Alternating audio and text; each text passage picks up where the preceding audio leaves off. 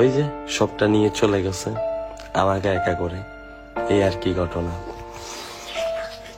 সবাই আমাকে একটা জিনিস জিজ্ঞেস করে যে সবাই তোমার পরে এসেও অনেক কিছু করে ফেলছে, তুমি এখন পর্যন্ত কিছু করো নাই।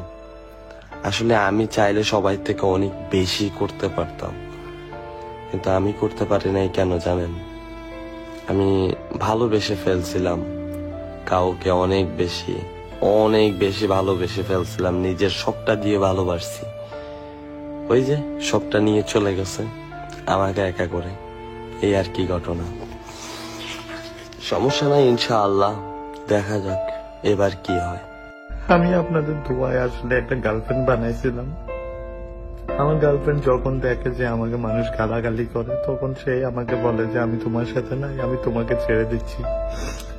সেও আমাকে চলে গেছে। আমি ভাবছিলাম যে একটা বিয়ে করব, কিছুদিনের ভিতরে বিয়েটা করে নিব ওরে, তাও আর হইলো না। আপনাদের জন্য আমি না পারলাম বিয়ে করতে, না পারবো এখন দেশে আসতে, না কিছু করতে পারবো। এখন আমার লাইফে তো আর কিছু নাই, আমার লাইফটা একদমই শেষ হয়ে গেছে।